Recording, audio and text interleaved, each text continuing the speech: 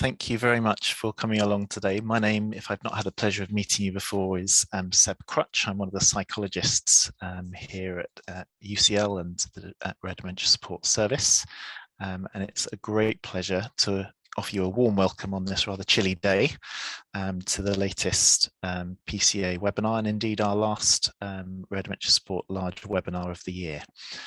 So thank you so much if you've been with us throughout this year's other events that we've offered, but also a particularly warm welcome to those of you who might be joining us for the first time, whether that's because you've only just found out about Rare Dementia Support, or you've only recently found the news that PCA is something that you're yourself having to deal with, or someone close to you is having to deal with.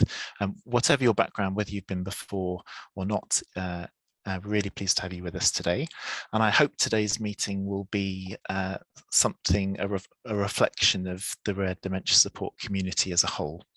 So we'll have a mixture of people sharing their lived experience of having PCA, the highs and the lows, things that have had to change, things that have stayed the same.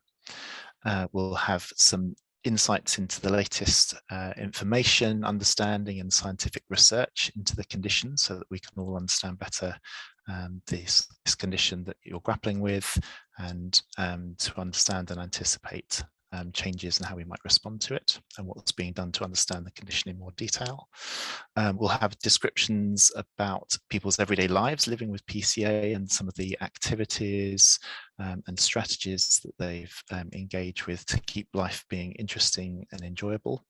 And we'll also, of course, talk about support and where you can find that, both from the Rare Dementia Support team based in London and virtually and online, but also particularly focusing today on some of the types of regional support and members' experience of being part of not only the central large RDS community, but also a more local group of people perhaps living in a similar situation with similar conditions, and talking about the opportunity to meet up or have someone near you who knows what it's like. Whatever your interest is, as always, we hope that you will take things that are useful for you or appropriate to you, and if stuff is mentioned that doesn't sit right with you or isn't for you in your particular situation, please feel free to leave that behind. We're very conscious that we try to cater to and support people, some of whom have just found out that PCA is part of their lives, others who've been living with this for many years, and of course we all have different needs and interests, and so please don't feel that everything is necessarily for you if you don't feel it's a good fit. A quick couple of housekeeping reminders, if I may, one of which is that most of you will be able to see a Q&A box, a question and answer box or icon at the bottom of your screen. And we will, as always, be inviting most of our speakers to gather at the end of the meeting to address comments, questions and reflections that you'd like to share with them or ask of them. So please do feel free to contribute those questions and answers at any point. Some of you have already kindly sent some questions in. You don't need to wait till we start the question and answer session to send in your questions. Please do feel free to send comments, questions and experiences of your own that you'd like me to read out and share on your behalf during that last half hour of the meeting. There's also a chat box, so if you want to encourage or respond to any of the speakers or talk to each other, please feel free to. We try and keep that quite positive and uplifting.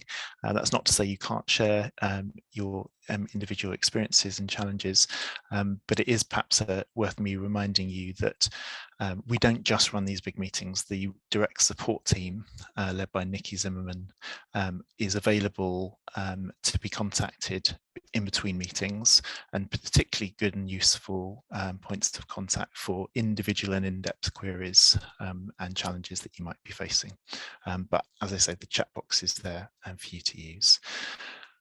Last couple of reminders are that the meeting will be recorded for people who can't join us in person right now. So, or if you want to watch back or share it with someone else who you think there's something in this meeting which might be relevant for someone else to hear. And also just an encouragement that I'm sure a number of resources and ideas will be mentioned during the meeting, and don't feel the need to be scribbling everything down. Any resources that are talked about in the meeting will be sent round to you after the meeting by email. And we're really grateful, particularly to Shema and Livy today, who are in the background of the meeting, organising us, bringing us all together and sharing that information after the session. Okay, so without further ado from me for now, it's my great pleasure to invite my dear friends and colleagues Keir, Yong and Emma Harding on to join us on the screen. And they're going to be talking about a kind of little summary of progress, recent progress and progress to date regarding both scientific and particularly emotional forms of research into the experience of living with PCA and what causes it. So Keir and Emma, I'll hand over to you. Thank you, Seb, and thanks for joining today. So my name's Keir. I'm a neuropsychologist, Alzheimer's Society Fellow, and Etherington PCA Senior Research Fellow, and I lead the University College London PCA study with Sebastian Crutch. So I'll be giving a brief overview of recent research activities, starting firstly with international work to understand the causes of posterior cortical atrophy. I'll then move to investigations of PCA symptoms. And finally, I'll finish on restarting in-person research. So recent international activities have been conducted largely through Alzheimer's Association's professional interest groups. And these groups specialize in how Alzheimer's disease may result in changes to people's vision, spatial awareness, or movement more so than their memory. And these groups involve over 600 clinicians and researchers worldwide. So I'm the PCA chair of these so-called atypical Alzheimer's disease groups, and I'm supporting the sharing of existing clinical data from 50 international centers worldwide to better understand the causes of posterior cortical atrophy, the most common of which is Alzheimer's disease pathology, as well as developing recommendations with eye health and neurology professionals to improve PCA diagnosis. I've been elected for another 2-year term on the executive committee of these groups, and a part of this new role, I'm currently putting together an expert group considering factors influencing not only why Alzheimer's disease may initially affect, say, vision for some people and memory in others, but why some people's symptoms progress differently over time. Investigations of PCA symptoms include efforts to understand difficulty in people's reading, their hand-eye coordination, and their spatial awareness, ultimately to support people experiencing such difficulties. Now, following PCA research participants who volunteered for investigations understanding the role of visual clutter on object perception, my colleague Adi Suarez-Gonzalez has been working with a group of people with PCA to develop a computer and smartphone-based reading aid called Read Clear to support reading through adjusting text presentation. Now, the newest version of this reading aid is taking suggestions for content. So previous versions of Read Clear had included news feeds and number of books. Other recent research includes investigations of people's balance and their spatial orientation. Thanks to people visiting Queen Square Movement Lab at University College London, we have recently published findings on the ability of people with PCA to orientate where they are in space based largely on the look or the feel of their environment. For this particular study, there was evidence that people with PCA were better able to orientate themselves with additional touch information. For example, feeling where they are with 2 hands rather than just 1 hand, and under conditions which reduce demands on so-called non-visual spatial awareness. So perhaps as an everyday example, rather than finding a light switch in a pitch black room, finding the same light switch but with a night light on. These study findings have prompted investigations which we were conducting before last year's lockdowns and which we have now resumed thanks to a generous donation made through the Etherington PCA research program. These investigations are being conducted again at the Queen Square Movement Laboratory and are investigating what combinations of sensory information, not only visual, but also from sense of touch and sense of body position, may support hand-eye coordination and spatial awareness for people living with PCA. A number of people with PCA who've been involved in support groups have already visited the movement laboratory, the last of whom was here only a few weeks ago. I'm very pleased to say we're inviting people to take part in in-person research from the end of next month, that'll be end of January to early February, when Rare Dementia Support Advisor Alicia Willoughby will be starting her Etherington PCA PhD studentship. And if you're interested in discussing opportunities to be involved in PCA research, please feel free to get in touch with me directly. And I'll be including my email address in the chat in this webinar and in the follow-on resources. And on that note, I'd like to hand over to my colleague, Dr. Emma Harding, who's an Economic, Social and Research Council Fellow. Thanks very much, Keir, and good morning, everyone. It's lovely to be here, as always. If I haven't met you before, I'm Emma Harding. I've been at the DRC for about 6 years now, and involved in PCA research and the support groups more widely. And my background is also in psychology, like Keir, but I'm more of a social scientist, so looking more at the psychosocial impacts of PCA, so focusing on how it affects how people think and feel, rather than so much around the causes and the symptoms themselves. So I just wanted to follow on from Keir and give a sense of some of the other types of research it's possible to take part in.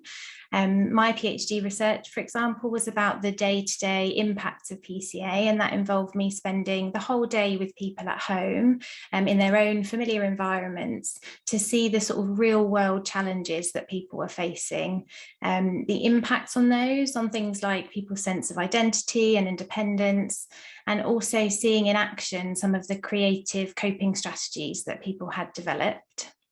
And I'm really excited and encouraged, as Keir kindly just mentioned, to have been awarded a fellowship from the Economic and Social Research Council. So that's for 2 years and started in October.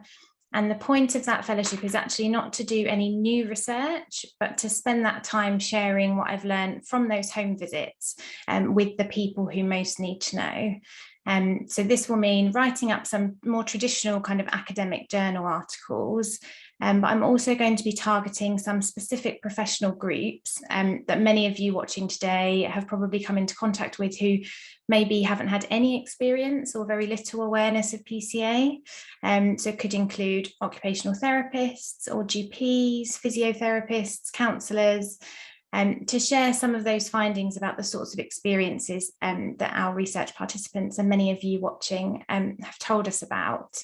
So things like the ongoing uncertainty and worry that can come from such a convoluted diagnostic journey, which we know many people experience, and the frustration and loss of confidence that lots of people mention when suddenly having difficulties with tasks that had previously been very straightforward or maybe taken for granted, like driving, reading, those sorts of things. And also the broader impact of those changes. So like suddenly needing to accept quite a lot of help when people have often been very used to being the person doing a lot of the helping, especially in their family roles. So they might be the resident DIY expert or the family organizer.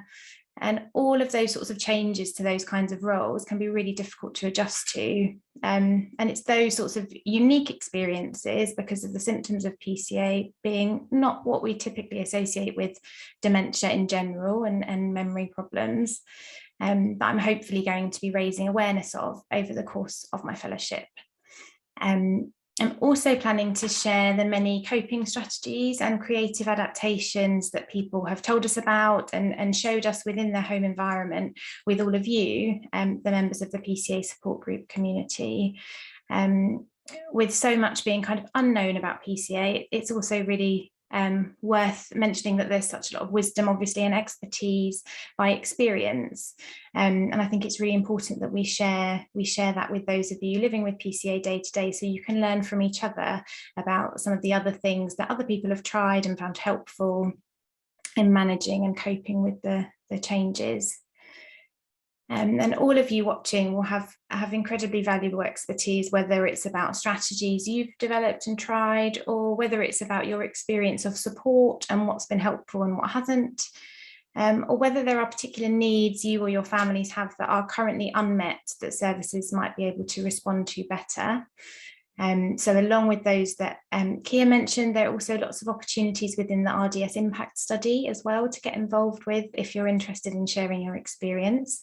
And just to touch on a few of those, they include things like interviews and focus groups on things like resilience, speech and language therapy experiences, testing out online support, and lots more. So hopefully plenty of ways to get involved if you're interested. And I think there'll be some more information coming in the follow-up email, as there was in the newsletter, with exactly how to get involved if you'd like to.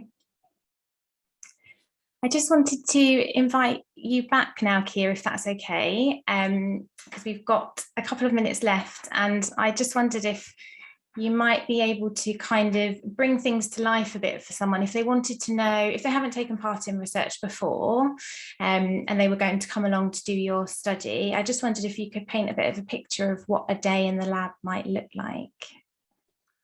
Thanks, Hema. Well, I think it's probably best for me to start even more general about the range and breadth of different types of studies people can take part in, and emphasizing, of course, with research is completely voluntary. People can do as much or as little as they like.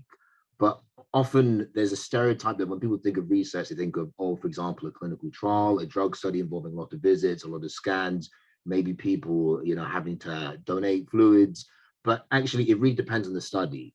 So in the past, we've had studies where it could be, say, people giving a one-off blood sample. For other studies, it could be a telephone call, so like an interview over the phone, or remotely conducted focus groups to talk about particular symptoms and again brainstorm about certain management strategies, for instance.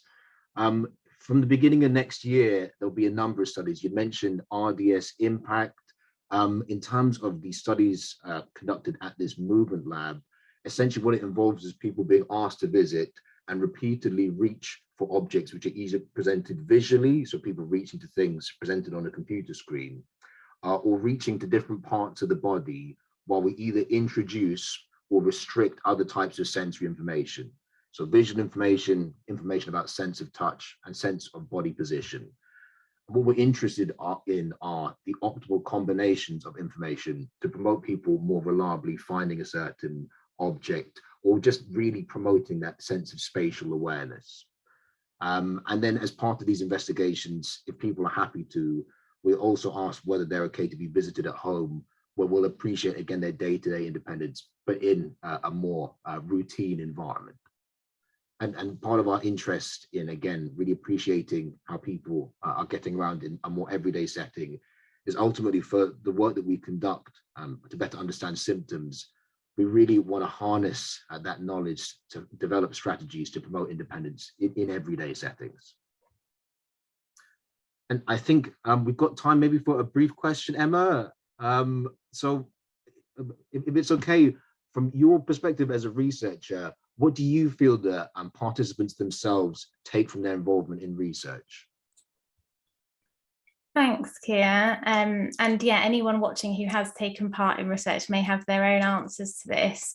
But just having been involved in a few different studies now and spoken to participants, I think it's a really good question, because with lots of research, there's not necessarily a direct benefit for people taking part always, but people still do, which I think really does highlight that people do take something from that experience in and of itself. They maybe are just interested, perhaps from their own professional background, that might have been in science in some way. Often that means people have a particular interest. But I think often people have come into a lot of contact with people who aren't familiar with PCA. So there seems to be this real motivation to contribute to the knowledge base, to share their own experience and add to what's known. That seems to be quite empowering for people, I think. I also think there's something about a research setting similar perhaps to a support group environment, when you're with and around people who understand PCA, not having to explain it. I think that can be quite a positive and helpful experience for people as well. But I should also caveat that it's not always possible for everyone to take part. Obviously, there can be lots of limitations in individual personal circumstances that can make things quite challenging. So I think it's for us as researchers, we always need to be mindful of how we can make our studies more accessible, more inclusive. So for example, data collection that can happen virtually, as we're doing with the impact study, or home visits, as you've mentioned, Keir, which can minimise the burden on travelling and the time taken out to do that. And we're also piloting some new creative methods within the impact study, using drawing and poetry, in the hope that the sort of more different and varied ways we can find for people to take part, the more chance there is that we can offer someone participation that will suit their particular skills, interests, preferences, and then just the broader range of stories and experiences we can capture, really. Thanks, Emma. So what you're saying also makes me think of how you talk about people sharing their experience, but I think of a lot of the symptoms which you mentioned. So, for example, difficulties with perceiving things amongst clutter, also reading difficulties with some people getting lost in a page of text, or for other people, it could be people feeling less confident under their balance. The whole years of research were prompted by people sharing their experiences of these symptoms. And that's not necessarily just in the context of, say, someone visiting a place like University College London. Often it all started with an exchange at a support group meeting like this. So I wanted to thank people again for their attendance, and also by sharing some of their questions, because that often is the incentive for researchers to feel, actually, there's something that we need to understand more about this particular experience. What's the underlying basis? Absolutely. Thanks, Keir. And yeah, I think on behalf of all of us, thanks to everyone who's coming along and watching today, but also for everything you'll inevitably share in your questions and comments. It's all very helpful, and we're here and listening and taking notes. So thanks, everyone. Great, thank you so much, Emma and Keir. Certainly, as someone who's rather longer in the tooth and has been in this area for a while, it's really encouraging to hear about just the diversity of research that's going on into PCA now. When I started, it was virtually unheard of, and the little research that was out there has tended to be individual descriptions of one or two people, and often at a very biological level, and there's been a real shift now, I've got to say, with Keir and Emma at the heart of much of it, towards research that actually is interested in information that will potentially have an impact on people's lives. So thank you very much for that summary, and also really encouraging good news that there are the opportunities and the funding to share more of this information that's being learnt with people who it can actually make a difference for. And I'm sure there'll be many people on the meeting today for whom their route either to a diagnosis or their route to finding the support and recognition they require has been hindered by people not knowing what PCA is. And I think that this sort of learning that we get from the work that Keir and Emma have been describing, and having people involved who are really intent on not just finding information for information's sake, but translating that into changes in practice and greater awareness is really helpful. We will pick up in the questions. There have already been some questions in, particularly about particularly about specialisms around PCA. What do you do essentially if you're in the situation with other healthcare professionals who perhaps haven't come across PCA before? So we'll be talking about specific examples of where that information can be put to good use a little while later on. And just a reminder, please do keep those questions coming in. But for now, it's my great pleasure to introduce, we're next going to have a short video with a pre-recorded conversation between Roberta McKee-Jackson, one of our fantastic support group members and team members, who coordinates all of our regional support group activity, in conversation with some of our regional PCA support group members, David and Helena. So I will pass you over to them. Welcome, everyone, and I would like to introduce David and Helena Clarke, who are members of our regional support groups. Hello, I'm David, and this is Helena, my wife. We live in Worthing in Sussex, just a few hundred yards from the sea. Been here for quite a long time. Still living in the house where we raised our two children, who have now left home, so it's just us. We like to walk the dog on the seafront and up on the South Downs. We do a lot of fell walking sort of type things, and lots of other stuff really. Anything you want to add? we like swimming, but only in the summer. There are people who swim in the winter as well, but we're not in that camp. Sounds like a lovely place to be, and to be so close to the sea also. That sounds amazing. Would you be willing to describe a little bit about your journey to getting a diagnosis? I think if we go back several years, I don't know how many really, but there were things that were just slightly odd at times, that were obviously to do with Helena's vision, her sight, and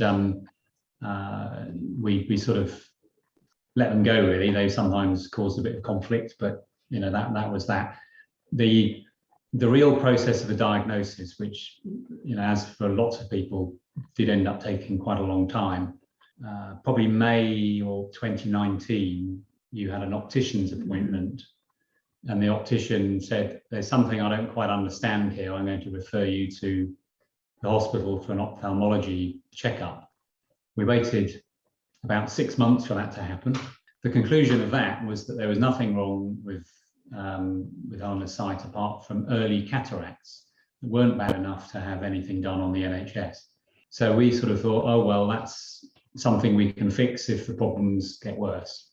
That winter, they definitely did get worse. So after Christmas, so early in 2020, we made an appointment for a private consultation for cataract surgery. And the consultant there took about 30 seconds to say this is nothing to do with cataracts, you know, based on the description of the symptoms, and said we need to do some other tests, which she duly did. And his conclusion was, or the diagnosis was, of a homonymous hemianopia, so a loss of vision from the left-hand side, as it turns out, of both eyes. And he said this is caused by either a stroke or a brain tumour affecting the optical pathway between the eyes and the visual cortex. And we need to do an MRI. MRI was scheduled, it happened a couple of days later. Of course, we were left thinking, is this a stroke or is this a brain tumour? Anyway, the MRI happened and said that Helena had had a stroke. And so the diagnosis was complete. Everything passed over to the stroke team in our local hospital. Yeah, it sort of became apparent that Helena's symptoms didn't fit what they were expecting. So yeah, there were sort of things that weren't matching up with what other people were reporting from what had been diagnosed. So we had, from one of the sight loss charities, a piece of paper that was from Professor Leff at Queen Square, who is a specialist in homonymous hemianopia, saying he would invite referrals from anyone with this condition to be assessed in his clinic. We asked our GP to refer us. So we went up to London to Queen Square. It's difficult to remember the moment when when he said, "I don't think the stroke has got anything to do with this." So he told us what he thought it was, which was he thought it was PCA, but he said that he wasn't the expert and that we'd need to be referred to his colleague, Professor Schott. But yeah, we were devastated at that point, because obviously we started Googling things and yeah, quickly found RDS support and information there about what this condition was. That's a long, torturous process, unfortunately, to get to the proper diagnosis. Unfortunately, we do hear that from different people, but can you describe a little bit about the types of support that you received as members of RDS and how you found out about the regional groups? We started sending more specific emails saying we want to talk to somebody. You spoke to Claire Waddington. Claire Waddington. And I've spoken to her more than once, so I don't remember clearly what was the first time. Because it was quite a long call, if I remember rightly, when talking a lot about, the diagnosis and the situation they were in, and it was good support. And it felt then that we'd made contact and that was good. What came out of that in the short term, a research opportunity concerned with small groups for support. Yes. So yeah, I agreed to be part of that. Actually, I found that really helpful. I remember kind of approaching it a little bit nervously, because I just didn't know what it was going to be like at all. But actually, those 4 people, I'm not in touch with them now, but at that point, they were really important. Kind of almost, it was like one of those things where I was thinking before, I mean, I've got no concept of this at all. It's not been in my life at all. So actually just talking to other people who have got PCA or some other form of dementia and having very normal interactions with them was a really helpful thing. That's amazing. I know, David, you joined some of the regional support group, the Hertfordshire PCA support group. Can you tell us a little bit about that experience?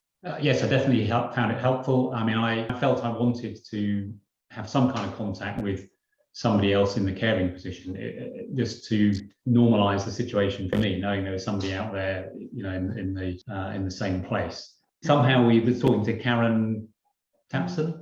She was saying, well, a regional group doesn't have to actually be regional. We're all on Zoom. Don't get hung up on about the fact this isn't local. And she came back and said, this is the information about the Hertfordshire PCA carer support group. And then, of course, was quite surprised to find that we've got people from the northeast and people from the States and people from Shropshire, and that group was very helpful to me. I think because I went through a very difficult patch. I think, and hearing other people talk in the support group just sort of anchored me a bit in terms of life is not ending at this point. There is a way to move forward. Originally, when RDS, and even before it was RDS, when we started regional groups, they were very much geographic centric, but that isn't the case anymore. And particularly with COVID, we broke through those boundaries, and it was just the fact that we could offer a resource to people, and the fact that you can talk to other people who understand the situation. I think that's probably one of the most beneficial things. Another interesting thing about Helena's initial contacts with RDS was that an invitation came out to join, I don't know what it was called really, a course. It's a short course associated with the Wigmore Hall. And the Royal Academy of Music. And that was really, really fantastic. There were things for us both, for David and I, to do in between the sessions. And that was quite good because it kind of got us working on various... We had little artistic projects to sort of go away and do. And we were collecting things on the beach and photographing things, and Helena was experimenting with artistic things to do with what we found, and then there was a sort of sharing of this in the sessions, wasn't there? And fantastically well facilitated. And of course, the people involved on the other side were musicians, and they were playing music, improvising music in response to what people were bringing, from their worlds, the photographs of flowers in the garden and things like this. It was just lovely to be doing something that was a real interaction. I mean, this was right in the middle of lockdown. We weren't seeing anybody else, and it wasn't just about talking about PCA. Amazing how those creative activities, the responses people have with them, and what they can mean to you, because it's maybe something you've never thought about doing before, but that's brilliant. I'm glad that was so successful. You have been able to meet up with, I happen to know because I was there, but what did you feel about meeting up with the people in the group? I mean, I think Helena was very apprehensive because she'd been less involved in the Zoom meetings than I had been. I found it really, really great to meet some of the people that we'd been talking to online. And you say, well, I think you... No, I did. I enjoyed it. It was, and I felt part of it, even though actually I'm not part of it. Good. Yeah. And we had some people there who have PCA. And I know you had an opportunity to speak with some of those. Was that helpful? Yes, it was. I think that, there was somebody that I spoke to, the person I spoke to the most was somebody who's been diagnosed after me. She's newer to it than I am. And so I hope that, I was able to make her feel at home, and that I don't know, we talked about normal things like, but we did talk about PCA a bit as well. So, which I think is, it's good because it needs to be a mixture of the two. And is there anything else you would like to add to this? It's been lovely chatting with you. I don't know. It's such a strange journey we've been on, and obviously been really difficult at times, and I'm sure it will be again. But we've been very dependent on, RDS has been the sort of main thing, because I mean, other things. Well, you've had lots of other support, haven't you, from RDS, with lots of sessions with Emma and with Ida. Was really good. Ida was fantastic. Yeah, that's really got us through. And I mean, we were in the time from the initial sight loss diagnosis, we were in contact with lots of sight loss charities, and you're still in touch with some of those because you still have visual impairment, and there are still things going on that come out of that. So we've been very much trying to find anything we can that works to help with where we're at. We're now, compared with a year ago when we thought there was nowhere to go, there was no life really worth living, there definitely is. Everything. Well, I would actually go as far as to say that I think there are some things that are better now. Yeah. Good for you. Yeah. Good. That's really good. And sometimes it makes you focus more. We all have a tendency to just go along with things sometimes. And so that's good. That's really good to hear and very positive from you, Helena. And I feel like I've learned quite a lot, really. And, Sure. Not least that actually that there are, we've been very lucky. We've got a lot of people, friends and family who've been there to support us, and because I remember right at the beginning, I think Professor Schott said, you're going to find out who your friends are. And actually our friends are pretty good. I think there's one who's dropped off, but everybody else is there, and they're doing things like giving me lifts to places and, just, being supportive and great. That's brilliant. That's really amazing. And sounds like you've had overall a good experience with this. And I know we certainly enjoy having you in the regional groups and look forward to continuing that. And certainly when we can manage to have more face-to-face meetings that you can join in as well, Helena. Thank you. Thank you very much. And we will talk with you a little bit later in the Q&A session. Thank you. Thanks.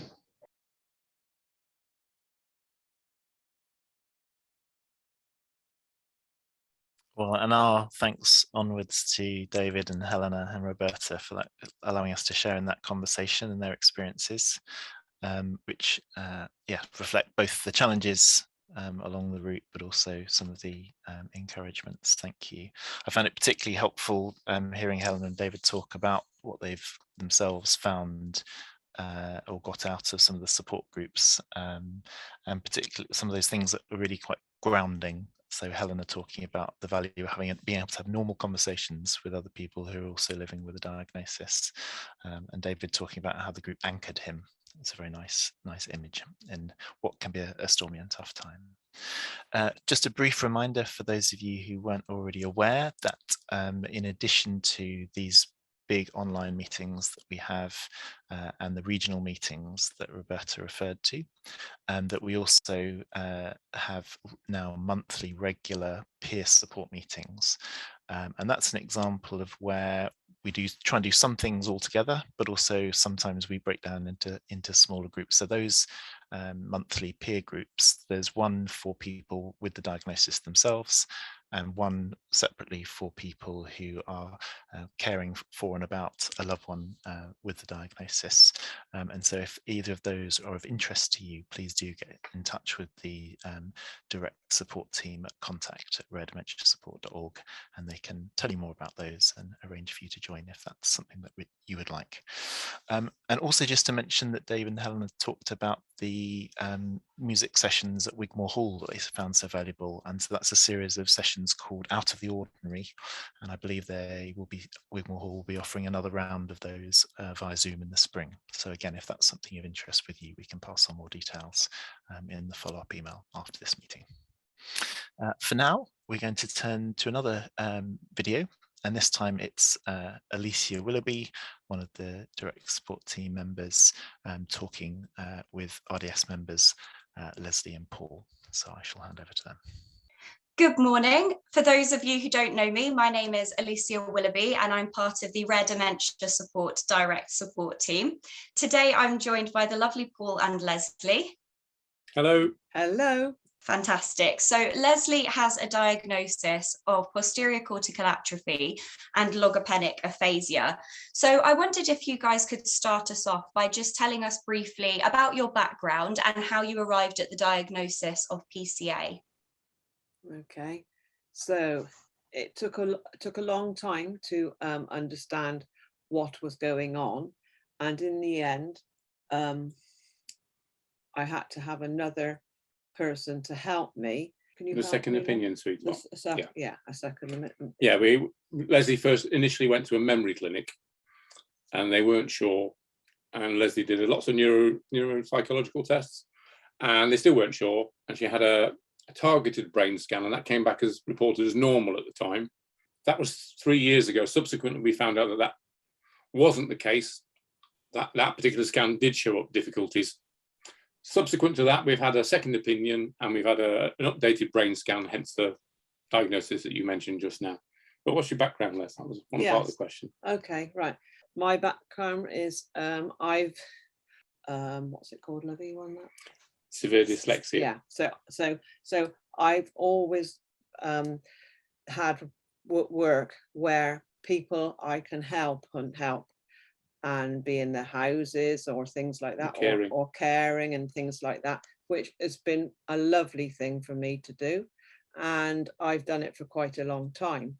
But then when I met Paul, he wasn't very well, so I stopped for the other work, and I just I was looking after for Paul then, because he couldn't walk at the time, and so, but now it's better. But well, that was enough, wasn't it, looking after me? Yes. Yeah. And now I'm obviously I've got what I've got now, and I've actually seen people like that when I've been looking after people in the, so I haven't been it's not been anything really something that I was frightened about.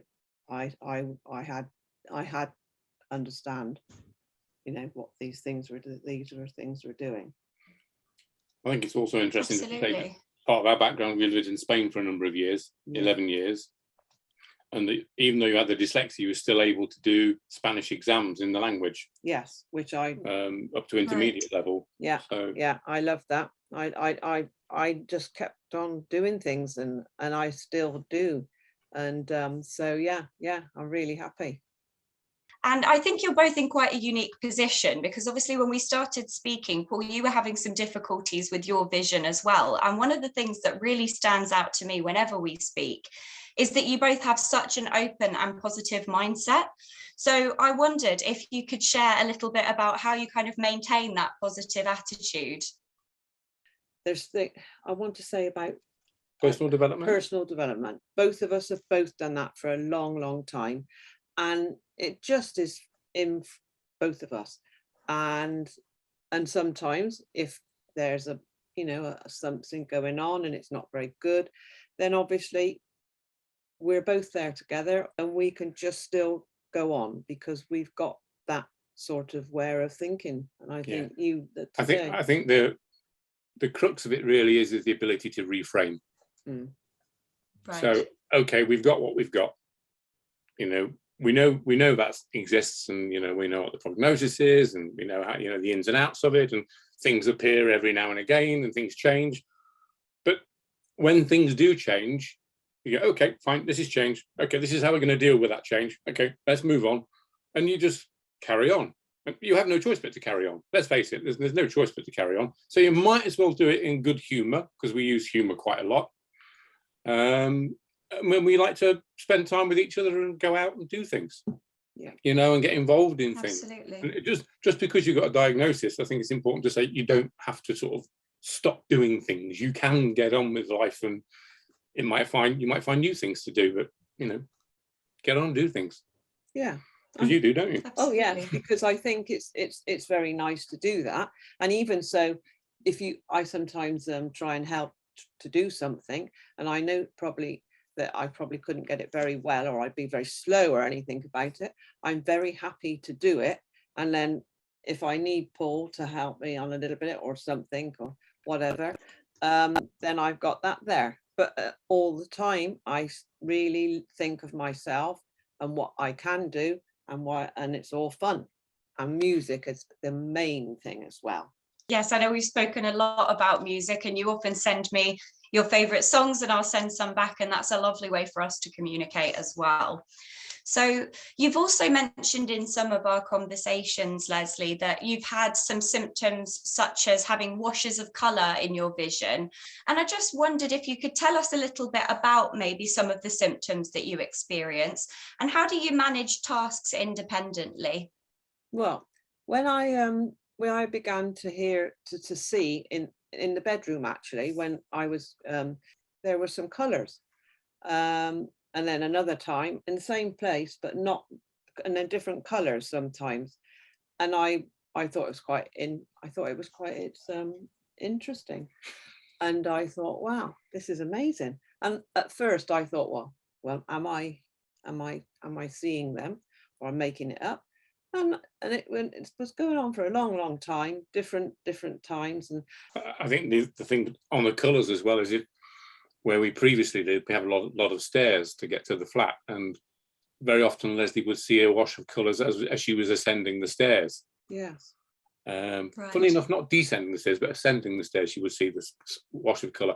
So she would just stop. She wouldn't be upset by it or anything like that. She'd be just, oh, look at these colours, this sort of thing. But she'd be distracted by them. So she would stop on the stairs, and that became for me was a little bit of an issue, because she just stopped and then maybe start and then stop again. And, oh, okay, interesting. But you've been fine with them, haven't you? Yeah. If you're involved in a task and sometimes you go off on a tangent because you go to one direction and you okay, I'll just do that now, and you haven't finished the other task, and that happens, doesn't it? Yes, that's very true. But when you kind of get, oh, this is too much now, or a little bit of overwhelm, then you just come and we have a cup of tea, and it's just breaking state. And that really works, and that really is a good tactic, is to break state, gather your thoughts and say, okay, right, how are you going to deal with this now? Oh, well, I'm going to do this bit first, and then I'm going to do that bit there. And it's just like gathering the thoughts and having just a bit of pause in time just to do that. And that works really well, doesn't it? Yes, it does. Yeah, it's very good. Excellent. And I suppose this next question is almost two kind of rolled into one. So I know that you've been having some communication issues lately, Lesley, and you've told me about some of the wonderful adaptations that you have at home for when the wrong word is used. So I wondered if you could both tell me how you've adapted day to day to manage those communication issues. And then, Paul, what changes have you had to make to support Lesley? In the early days, it was inability to read or write. Became really difficult, and then Lesley would lose her words or replace words, and we couldn't use or gather a dictionary of her new words because they weren't consistent. So she would use different words each time for things, and we've kind of worked through that now. We have a few little strategies, don't we? Yes, we do. Yes, I think it's fun. I think the important thing to realise is that when the symptoms started to manifest. In Lesley, they manifested in the she was unable to read and write. I mean, she had dyslexia before anyway, which was difficult, but then it became quite apparent she was unable to read and write. And things like we'd be watching the TV and she'd try and read the subtitles, there may be 2 lines, and she'd read maybe the first 3 words and then drop down to the next line, to the next, and you miss off the whole right-hand side of things. So we became aware then she was missing things on her right-hand side. And also she found the words really difficult. They kept dancing around, so she was having real trouble doing that. And now you don't read or write at all, really, do you? No. And then Lesley would lose her words in sentence, in thought, and maybe replace them, maybe not, but not always with the same word. So it was difficult to build a dictionary of new words that she's using, because she would just use something different. Yeah. Whatever the flavour of the day was. Potatoes is quite often the flavour of the day, isn't it? Potatoes, yeah. Even though if I might not, I know that I'm not doing the right word, the word. I like to go on trying to help what I want to say, and sometimes Paul can't understand all of the things and so sometimes I think it's much better that I can just take him down to what the sort of thing I was talking, and that works very well. Sometimes I try to have the time to say it in a better way, or say 2 or 3 words related to it. Yeah. To give me a clue. Sometimes it's a bit like charades. It's a bit like that sometimes. We have a bit of a laugh, don't we? Yes, we do. Yeah. You know, so I mean, for example, we have an Alexa. We have a couple of Alexas. And when we first had the Alexa, because we got that for you, didn't we, for the music and the time and for spelling and things like that, because it's really good for that. Yes. But then over time, Lesley couldn't say the word Alexa. So we found out there's a second command you can use. So you can call it Echo. Lesley can manage Echo, which is great. Yeah. But then things like playlists, then we had to get it down to the minimum amount of words possible. So it would be Echo Shuffle Y, whatever playlist. But then Lesley couldn't remember the playlist. So we would use the words that she uses frequently to replace things. So now quite often we hear Echo Shuffle My Potatoes. Yeah. Because the playlist is now called Potatoes.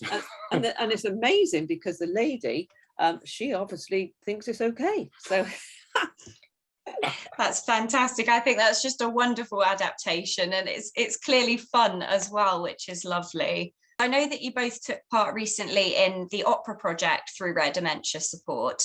How did you find that? Well, we had a lovely time. I was able to know about what this thing was going to happen, and I put my hand up and said, yes, I love to do things like that because I love music. Okay. Another lady, what's her name? Electra. She was helping us, and we were able to say about the type of music, which is really very into our hearts, mine and Paul as well. Yeah, just to explain a little bit more on that. So we were asked to provide some significant music for us, you know, because throughout life we all have different pieces of music that are significant at different times, and our wedding, and when we bought our wedding rings, and when we lived in Spain, all these different elements of life all came into composing a new piece of music, because we worked with a lecturer who was a composer. Yeah. We did that, 2-3 months? It was absolutely lovely. She's a lovely lady, and we just all went, we all were just like friends. Yeah. And it was just a really nice thing to do. Yeah. We did that over Zoom, so you did it in the comfort of your own home as well, you know, and we arranged times that were suitable, and we met musicians online as well.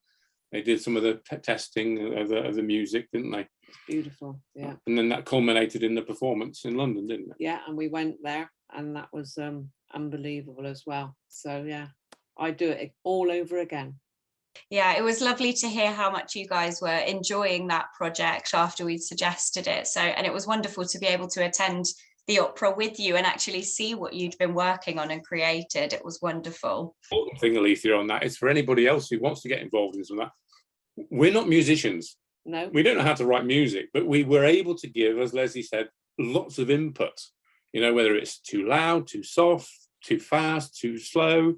We gave all the input into this. Oh, it needs to be brighter, it needs to be darker, whatever. And the composer worked with us doing that. And that was just a wonderful process. Yeah. That's fantastic.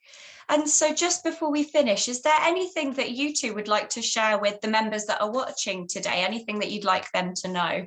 I would like to say that if someone wants to help, if someone wants to do something, and then it makes them feel good, I think it would be nice that whatever you want to do, just take it. Because I thought sometimes at the beginning, I didn't know that I would be able to do anything really, which was a bit silly. But anyway, that was how I felt in the first place. But now, once I got thinking, well, I can do some things as well. And sometimes I can do more than I thought. And I thought, wow. So I thought, that's all right. I'm okay now. Then I'll just keep on going like that. So I probably would say, any of you out there thinking that you can't do things, there are some things still there, and something that can give you a nice way of life, even though it's not exactly the same as the other one. But there's still fun there. All right. I think that's really beautiful to sum everything up there, Lesley. And thank you both so much for sharing your experience. I'm sure a lot of it is going to resonate with a lot of the people watching today. So Paul and Lesley are going to be joining me on the Q&A panel later today in the webinar. So please do send in any questions that you have for them. Thank you very much, Paul and Lesley. You're welcome. Thank you. It's so lovely.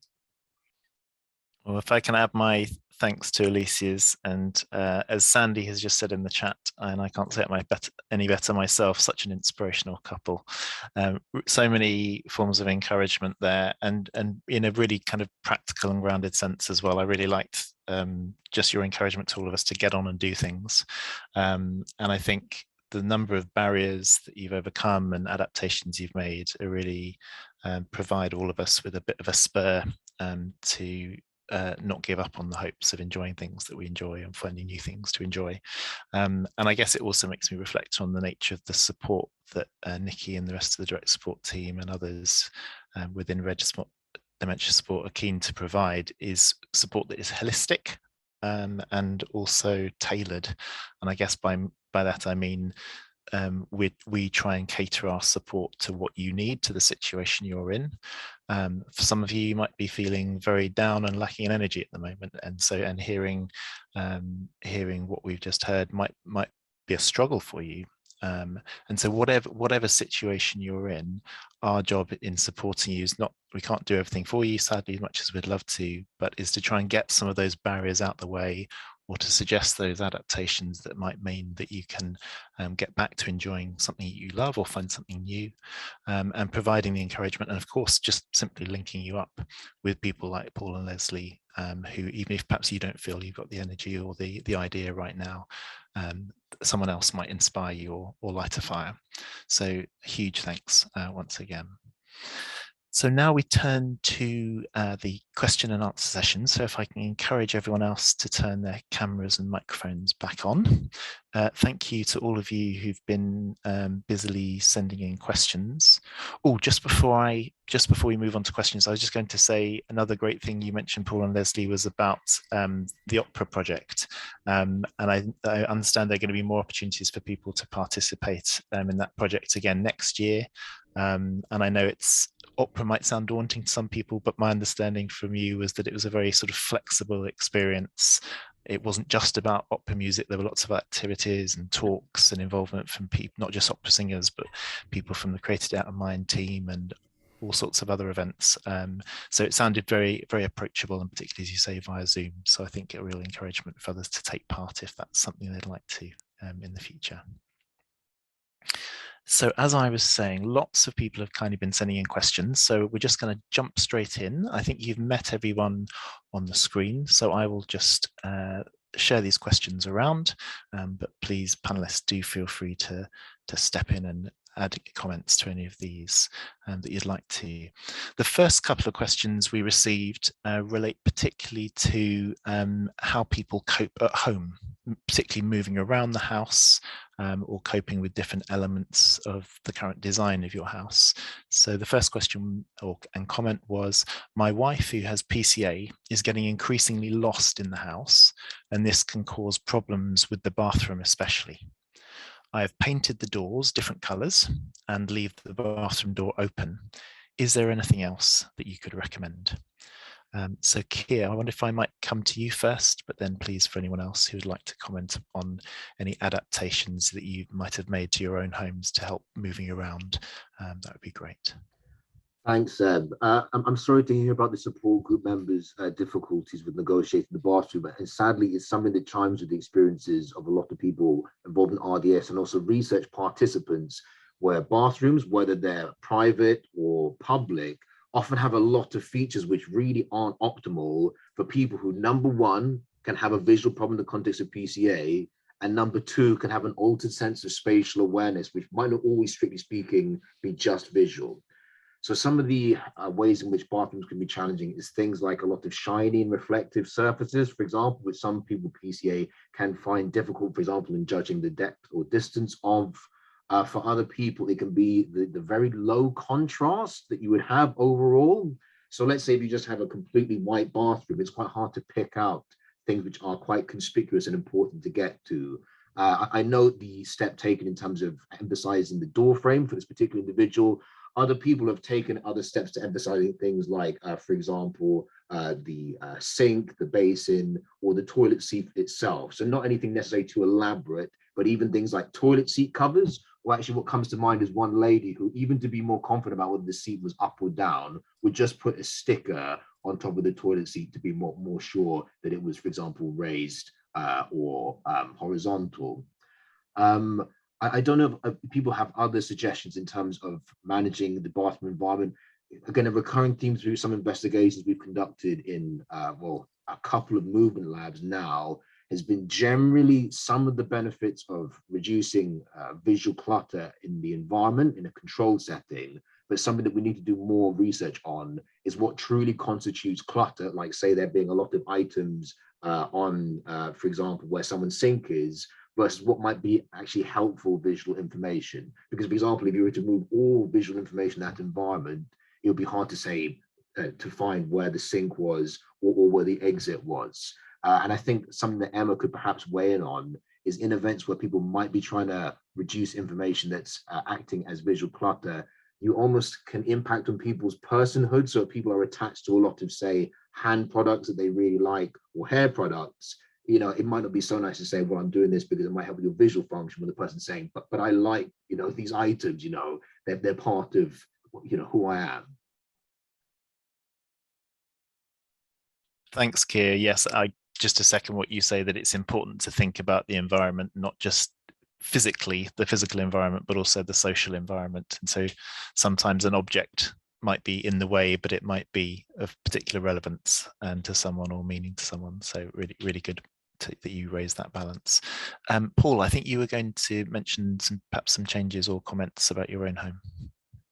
Yeah, what we found really useful were talking products, talking sensors. So, for example, Lesley would be disoriented when she got up to the bathroom at night and unable to find it. So we put a sensor by the bed, we recorded our own message on there. Lesley, you're awake now, you're going to the bathroom, don't worry, Paul's going to come and help you. Something similar to that. And by using your own voice and being able to record your own voice, it makes it more reassuring for the person when they wake up in the middle of the night and they're disoriented. But also, if somebody is finding it difficult to navigate the house, you could put one of those small sensors with a voice saying, this is the bathroom, this is the kitchen, this is the lounge. And they can start using their auditory sensors then to help navigate. Thank you. Great point. Keir? Sharon, can I add one other point, just because you mentioned getting around the home, because that's something else that a lot of people with PCA, not everyone necessarily can struggle with. Again, we've had, I think, one comment in the chat about actually for his partner, that she actually seemed to be more confident getting around at nighttime. but a lot of people who I work with, they do really struggle in low lighting conditions. They wake up, they're that much more disorientated. So some approaches people have taken, it doesn't have to be using auditory information. It could be things like, for example, some people have used a movement sensor light. Again, nothing necessarily too fancy. Some of them just emphasize the skirting boards or emphasize the floor path to a certain destination around the home environment. I guess the one slight reservation I have is how abrupt the lighting comes on. Sometimes if there's a sudden change in lighting for some people, that can throw them off. Thank you, Keir. David, I'm sorry, don't feel obliged, but were you saying you wanted to come in on this one? No, I was apologise first of all. Our self view is missing on Zoom, so I wasn't thinking anybody else was seeing us, but I understand that you can see us. I think it's very interesting that this idea of using auditory signals. I mean, Helena, you have problems with certain doors, and where am I in the house, where we've got doors which are close together, which are the same colour, and one of the things which we have sort of realised is that we need to start painting some of these doors a different colour. That would be a big help. It's not too bad, but we did stay in a holiday place where there was a whole row of doors that were the same, and it was completely useless. So hang on, our doorbell's just gone and the dog's barking. Hang on. That's quite all right. We'll let you go. Talking about auditory signals, very clear. Just on that point, just while we're talking about lights, someone else had commented in or sent a question in about lighting and saying, my partner living with PCA navigates the house easier at night in the dark without any lights on. Could this be muscle memory rather than visual stimulation? Keir, I can see you nodding on that one. Well, again, I think it's a great question. And I think first and foremost, we need to emphasize that while us as researchers are often interested in finding commonalities between, say, dozens of people, hundreds of people, ideally, that clearly everyone's different. And the example I always use is visiting a small town where it's just a few hundred people, but two people had happened to both have had a diagnosis of PCA. For one person, there was much more difficulties with his visual perception. For the other person, it's much more difficulties with use of his hands, so fine-grained dexterity. But generally speaking, I'd refer to non-visual spatial awareness. I think a better way or a more accurate way of describing this is what people call proprioception. So often this can refer to the sense of body position, and some changes, a sort of unreliable proprioceptive sense, could be contributing to the reports of some people with PCA who mentioned things like difficulties locating the sleeve of the jacket behind themselves while getting dressed, or some people when they're transferring from standing to sitting, having to actually double check to make sure where they're going, or again, having difficulties getting in and out of cars, for instance. So in this particular instance about muscle memory, I think the short response is we need to do more research to figure out what are optimal conditions to be supporting muscle memory. But I think just based on this recent research that just came out and some ongoing research we're just about to resume in this movement lab, there seems to be a suggestion that some types of sensory information, and again, this is a preliminary suggestion, seem to be perhaps more reliably interpreted than others. So sense of touch, for example, for some people with PCA seems to be something that people are more reliant on, or seems to be a bit more consistent in providing information about where they are in space. And I think this has been touched on by support group members who in the past have mentioned things like when descending stairs, in some cases, it's more about getting to the banister and it becoming more of a kind of movement and touch-based task with tapping at the back of each stair as you're going down, rather than, say, having to be looking exactly where it is that people are going. Having said that, there are others where they are mentioning it's helpful explicitly looking for where something is. And with things like, if you've got a jumper, losing track of where that limb is in the jumper when trying to put it on. So essentially when you're taking away visual information. Thank you, Keir. That's really helpful. And I'm particularly grateful that you mentioned the sort of differences between us, not just in how the PCA can affect different people in different ways, but also, of course, about who we are and our personal choices. So I think particularly when it comes to adapting the home, it has to be a choice that everyone's happy with. So for example, some people might have a particular aesthetic sense and really wouldn't be keen on painting their doors a particular color. And that's another reason for us sharing multiple ideas, multiple experiences, and doing research that can create a kind of a menu of choices so that you can find something for you that's right for you, that's helpful. A related question, and it's coming in, which I might bring to you next, Alicia and Roberta, if that's okay, for any thoughts or comments, is someone who says, my wife seems to be perpetually looking at the floor, and this results in getting lost within the house or sometimes in falling. Is there anything that you can recommend to help here? I'm quite happy to come in on that one. So first of all, I think very broadly, it's important to think about actually maybe it might be quite distressing for you to see if your partner is kind of just looking to be staring at the floor or getting lost around the house, but they might actually be quite okay. And as Lesley kind of talked about in our interview with seeing the colours, that yes, it's a bit odd and sometimes it draws your attention and it's interesting, so you want to kind of stare.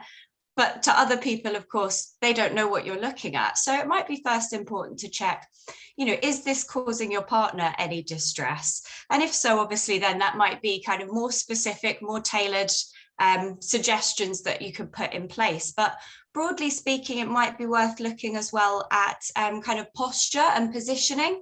So Keir's mentioned with proprioception, and we know a lot of people sometimes like to lean or to kind of hang the head in a certain way. And sometimes it can be helpful to have the input of a physiotherapist who might just be able to give you some really simple exercises to kind of help with the shoulders and neck, to maybe realign that body position and just see if that helps. Thanks, Alicia. Roberta, anything you'd like to add? Just on the idea of staring at something, or I think, again, it's pretty much what Lesley was referring to, is the fact that a lot of times they're just trying to reorient themselves, and they may, you know, they're just trying to figure out where they are, and you know, am I the right way up? Which we've heard people say that before, but things just move slower. They tend to move slower in doing certain tasks, and certainly, like if they're trying to navigate into a seating position in a chair or a sofa or something, they may need some help with that because they can't quite figure out. And sometimes like if you have a chair that has arms on it, that can be helpful because they can take a hold of each arm to sit down. And to be fair, that also works in the loo if you have a frame around the toilet. If they're having difficulties using the toilet, that frame can be incredibly helpful to people to do that. So it's just trying to, as Alicia said, is make sure that they're not distressed, because they may not be at all. It may be distressing to you, but try to figure out what's going on and see if you can do something to alleviate that situation. Sorry, just to add as well, another thought that I had there, which I know obviously doesn't work for everybody, but I have had a couple of people before say to me that they've used coloured tape to actually mark out the important routes in the house. So to have red tape leading from, you know, the favourite armchair to the bathroom. So even if they are then looking down, they can try to coordinate themselves by following that kind of pathway. Great. Thank you all very much. The next couple of questions relate, I think, really to the notion of expertise and knowledge and how you can find the right people who understand your condition. I'm just going to take both of them together, if that's okay. So one question was, should everyone with a PCA diagnosis have a consultant or neurologist with a PCA specialism or research focus on their care team? And if so, how best to go about requesting an appropriate person? And someone else commented, my mother was diagnosed with PCA almost 2 years ago. 2 weeks ago, she fell and broke her hip, which had been pinned and transferred and she's being transferred to a community hospital local to us for rehabilitation. The physios there seem unable to understand the condition and how it will affect her, and she does not seem to be getting any daily attention. Are there specialist centres where she could get tailored attention? So I wondered if anyone would like to come in on that notion of how you find people who have the appropriate expertise. Paul. Well, I'd like to just pick up on the physio side of things, because Lesley needed physio because she was walking. I didn't notice this because we walked side by side, but our brother and sister-in-law were walking behind us, and they noticed her left foot was crossing in front of her right and creating a trip hazard when she was walking. So we arranged for physio, but they were really receptive. They ended up having a meeting with Alicia, online. They got guidance from her, and they were brilliant. They just did all this before they even came for the first assessment meeting.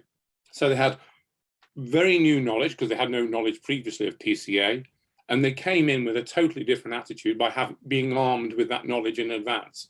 So I would say get those experts, physios, OTs, whatever, to speak to the RDS if they don't understand PCA in the first instance.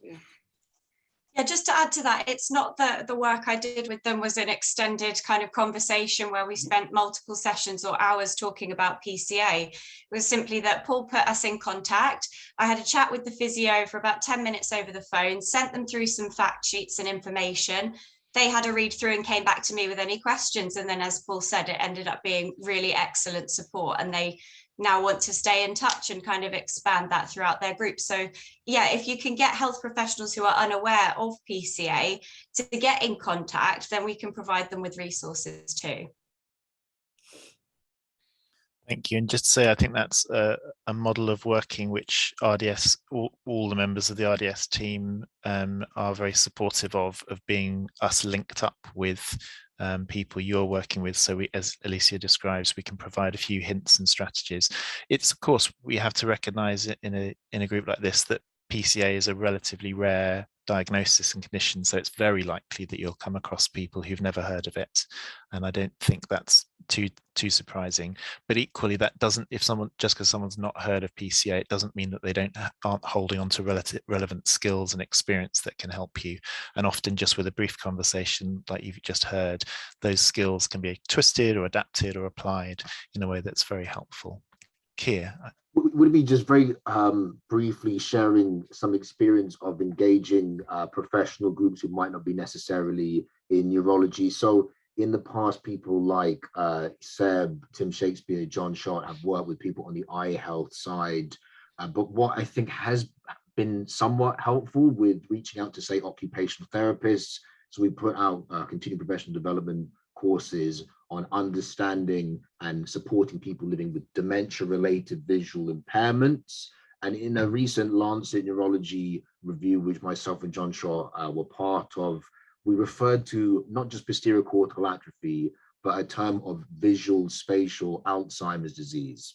So the thing here is we're talking about really symptoms, or you might talk about them as a kind of cognitive domain, rather than necessarily the diagnostic term. Because dementia-related visual impairments, they don't just arise from people living with PCA, they can also arise in other forms of dementia. So again, while PCA itself might be quite rare, it might be that for some professionals, they're more likely to get talking in the context of, I have a form of dementia which causes visual impairments, or even terms like it's been referred to as visual variant Alzheimer's disease or visual spatial Alzheimer's. Thank you, Keir. And just on a couple of the specifics of the question, I'm not aware of any specialist rehab centres for people in this situation. But as we've been saying, we're very happy to talk with professionals. We have, just to encourage you, we're not just a sort of lived experience organisation. About 20% of our members are professionals. And we have a professionals brochure that we can share after the meeting that you can give, for example, to the physios in the question concerned. So they've got a direct way of getting in touch with people like Alicia to get that kind of comment and advice, and hopefully get your mum getting some daily attention she certainly deserves.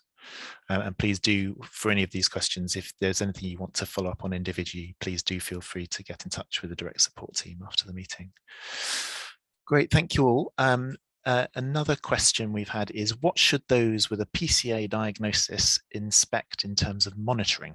I understand that memory clinic services and follow-ups vary by borough.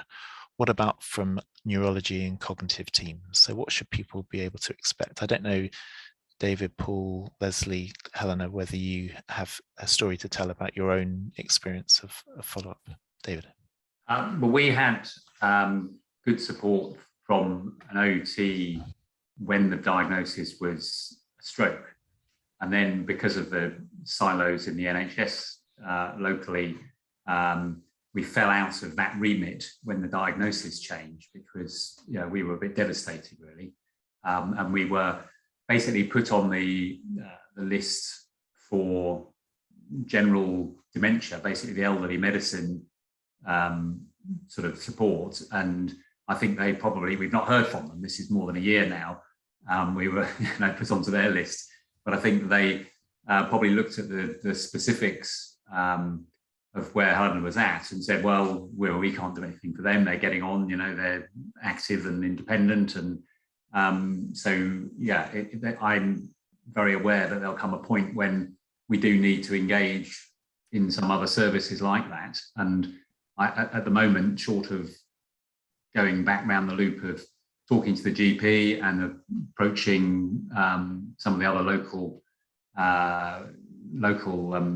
services we've got, the site support people, the local Alzheimer's groups, we will have to reach out. I don't really know where to start with that. It's very unclear, just as it was very unclear right at the beginning, until we found RDS for the specifics. But the local side of things is very patchy, and it's difficult.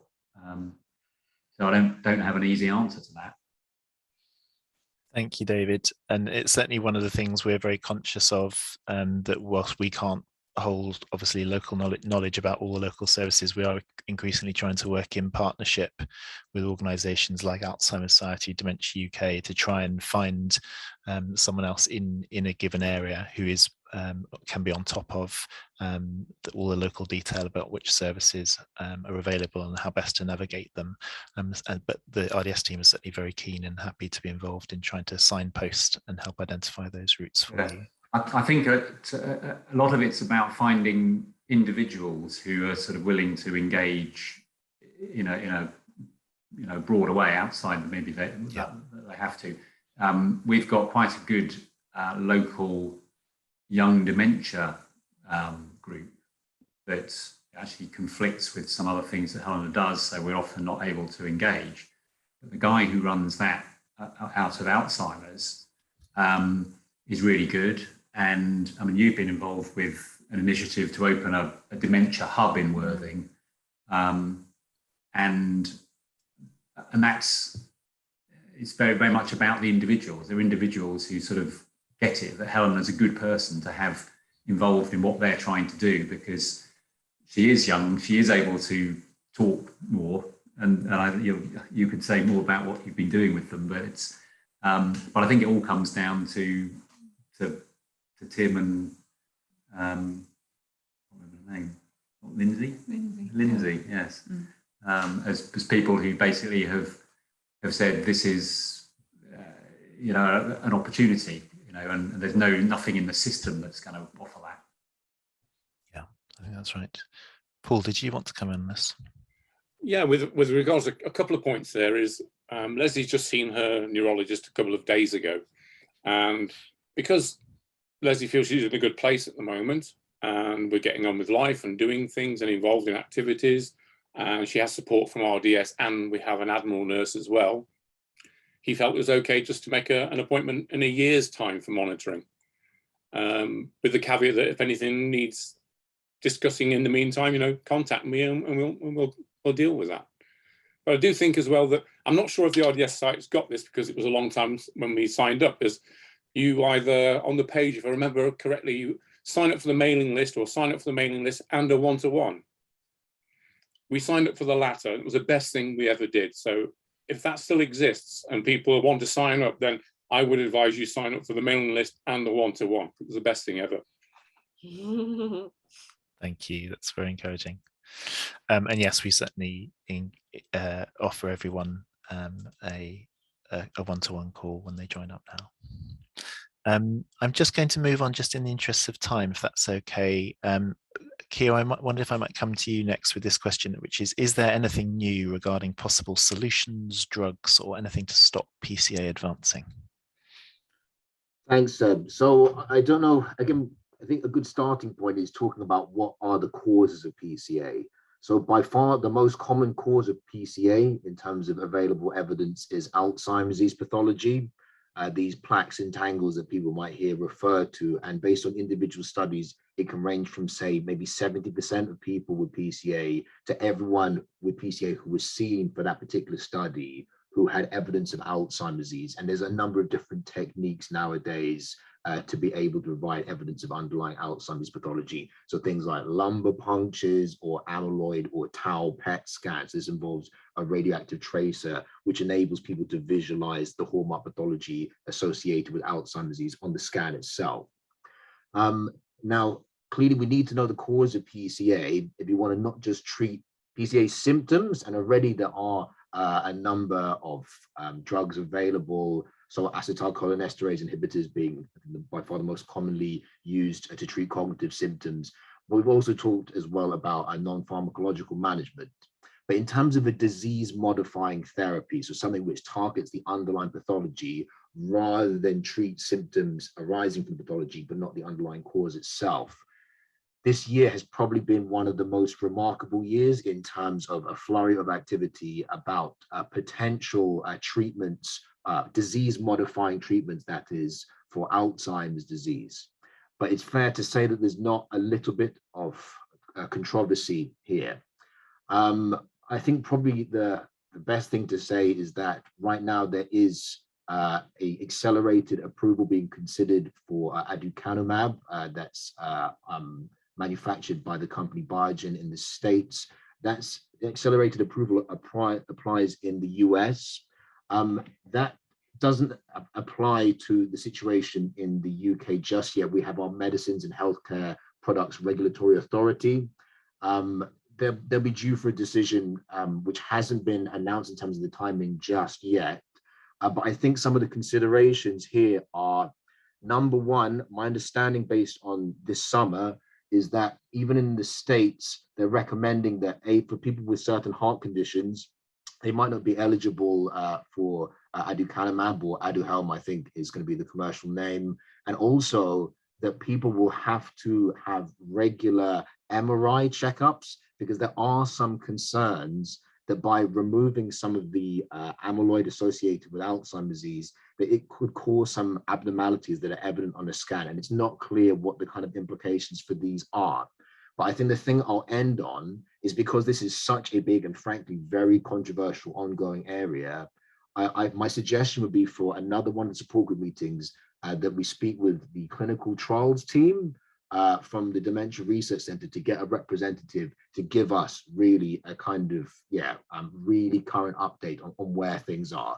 Because I've only talked about one treatment, but actually there's a couple of others on the horizon that I understand are looking potentially promising. And for some of these, they're not just targeting amyloid, they're targeting tau. And some people might say, if anything, for people with PCA, it's really addressing tau that seems to most correspond to some of the symptoms. And again, that vulnerability of areas, particularly towards the back of the brain. Great, thank you, Keir, for giving such a clear answer in what is, absolutely a complex and controversial area. I think we've got time for one last quick question, if that's okay, but it's not really a quick question, but I'll throw it out there anyway. Lesley and Helena, I'd be particularly interested in your thoughts, or anyone else to jump in. And the question is, my mother has PCA. She has resisted sharing the diagnosis with friends as she is afraid they will assume she's on her way to memory loss. What's other people's experience been of sharing their diagnosis? Go. So my experience of sharing the diagnosis, it was really, really hard to do at the start.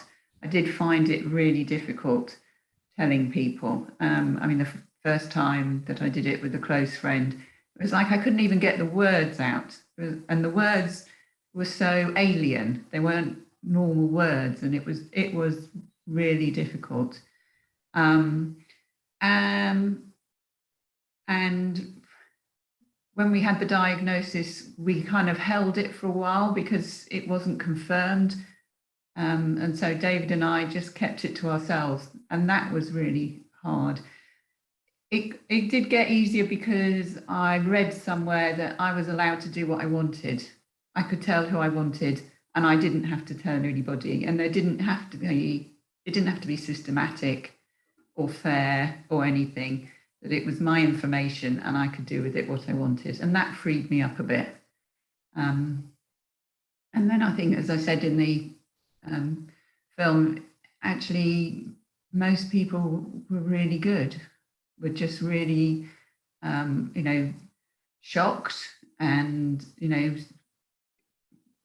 completely overwhelmed by it, but just very supportive. Yeah, I think I sort of, we were saved a little bit by lockdown. This was this time last year, and so we weren't seeing many people, and that helped because you didn't have those situations where you felt you were going to be odd because you were trying to cover something up. But I did want to tell more people, especially over Christmas when people were writing or sending emails. I felt I wanted to tell them what was going on. This was our news. We didn't really get in touch with anybody last Christmas. We had the boys were home, and obviously we had told close family and some close friends locally, but we weren't sharing our news for the year because we couldn't. It was too devastating. But I went through a patch when I was wanting to tell people, and you were uncertain about it, and there's still a sort of question mark every time I sort of mention that there's this going on. It feels a bit strange. It is very difficult. I remember in an earlier webinar that we watched, probably retrospectively, there was an interview with a couple who hadn't told anybody for a couple of years, and we felt, well, I felt that must have been such a difficult place to be, and I realized then sort of how complicated the emotional response to this kind of situation was. So yeah, I would say you've got to choose the right people to share with, and don't rush to tell everybody at once. Every time you tell someone, it upsets you. Maybe not when you're speaking to them face to face, but it was, the 12 hours or 24 hours after we'd shared with somebody else, we were sort of in pieces again. And that is, you can only do it so much of that. I think you have to kind of look after yourself in what you're doing. But I also think that I got to the point where I thought, actually, there are people there who will want to help me, and if I don't tell them about it, they can't help me. So, I think that was the step that I made. Thank you both for those very honest descriptions. That's very helpful, and particularly encouraging for people to be reminded that they're in control of when they want to share it, and in the manner and timing that's right for you. That's really helpful. Thank you. Yeah, Paul, Lesley. Yeah, I could say something about what the situation is. Well, at the moment, when we actually knew what was going on for us, because we have to wait, don't you? And it takes a bit of a thing. Anyway, but I was okay with it. I wanted all the family, obviously, to know, and all of the people that live around us and everything like that. And I just did it, and I just thought, and even now when I go town and have, and I say, especially in any one of the shops, and I was getting some clear clothes, and of course I was a little close. I was slow, you see. Anyway, so and then I was buying quite a lot of clothes, you see, because I'd loose. I wasn't so. You lost some weight. Yeah, lost some weight. Anyway, so I was in there, and of course I was going in and out, and oh my God! And I thought, wow, by the time I'm going to get there, it's going to be I'm going to I've been up here for ages. Anyway, so I said to the lady, I said, and I didn't know her. I said, look, I'm ever so sorry. I've been in there a lot of time doing all the things and everything. It's just, and I told her why the reason was, and it was that I'm that light, so, and that was it. And it was just, and then she came out, and the other lady said, wow, I wouldn't think you've got that. And then the other lady had a mother who has it. Who's just been diagnosed. And and I go to see this person every time. Every time anything's new, I go straight back to them and say, how are you getting on, and things like that. I think the other point to add to Leslie's experience there is, even when we left the opera project, when we left the performance, we called a taxi back after dinner, we went back, and the taxi driver, where have you been? What have you been doing? You know, chatty. And we were talking, we said what it was all about. He says, and we ended up in a really prolonged conversation. His father's been diagnosed with dementia. He was finding it difficult, etc., etc. And I think by sharing and opening up, there are so many more people out there that have a loved one or someone that close to them that is experiencing dementia, and they don't have outlets to talk. And it's quite evident when we've done that, that people do want to talk and share and gather knowledge. So, so we do that all the time now. Yeah, if they want to, that's fine. And if they don't, we don't push anything, but it's just lovely. Yeah. Thank you. That's really uplifting. Alicia. Yeah. I was just going to add really quickly to that as well, that for people that don't feel comfortable sharing maybe dementia or kind of using that language to describe it, something that we used to do with my dad, who didn't want to share that he had PCA, was just to say, excuse me, that he had a neurodegenerative condition, because I think then people are a bit more understanding that it's not going to be memory problems. They don't make that jump to dementia straight away. And it makes them a bit more mindful that you might be doing things a little bit more slowly or taking your time without having to say dementia. Great, thank you so much. Roberta. I was just going to say that I think you all have a different experience, and whether you want to relate that to family and friends, you need to do it on your own schedule and what makes you comfortable. And I think that's one of the benefits in the regional groups, is that the people can share those experiences and talk about that, and they get ideas from everybody else. So I think there's not one straight path to follow to say, this is what you need to do, to let people know, is that you all have to just determine that in your own situation. But it's really good if you can talk to other people about it, and people that understand what you're going through and why you may or may not want to share at that point in time. So good for you. You both have done amazingly well with being able to share that. And there are times when even though it might seem uncomfortable, like Lesley in the shop, a lot of times just doing that makes it a lot easier, because then the people that are trying to help you, they have a much better understanding of what you're going through, and that can make it easier. So thank you. Great. Well, much as I would love to keep talking with you all, I'm mindful of time and the need to draw things to a close. So thank you to all of our speakers and panelists today for all of your contributions, to you all for being here. I think it's been a great edition of the PCA webinar series with lots of very varied contributions.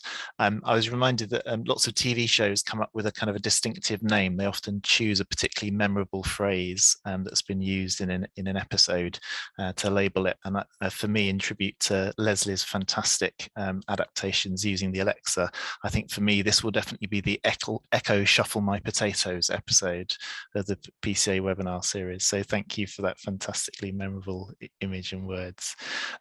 Final few reminders from me before I wish you a happy Christmas are just that the impact study and also the other Keir research that Keir mentioned is sort of open for business. So please don't feel any hesitation about getting in touch if you're interested in taking part in research or just want to find out a bit more about what might be involved.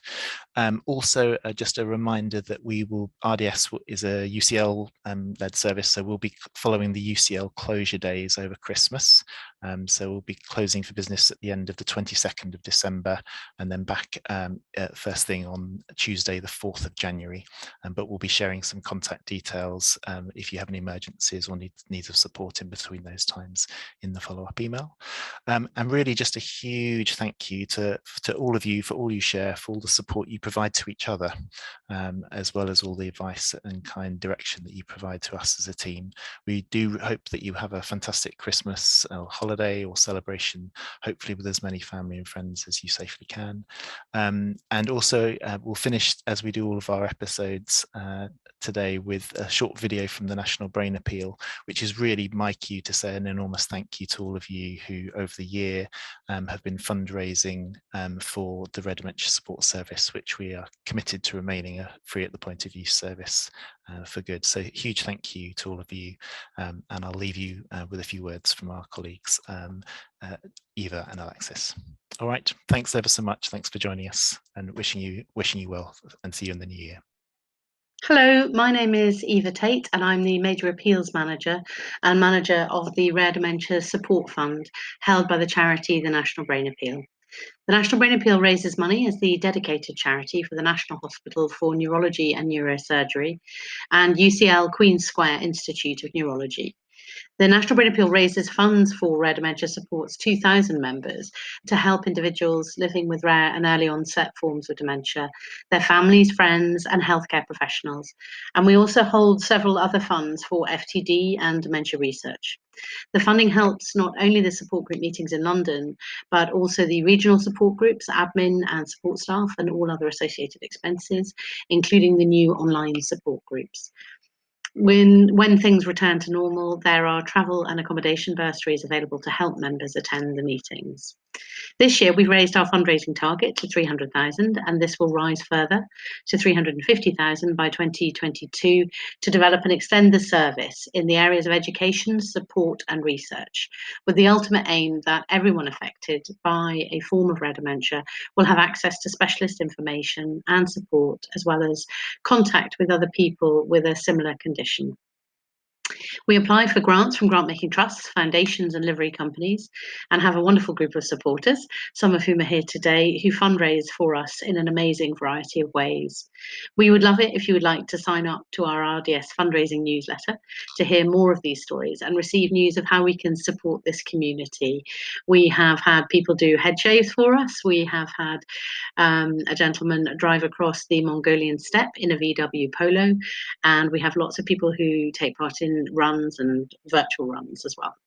At the end of February, we held a gala dinner called Mission Possible, where we raised 110,000 for the expansion of rare dementia support.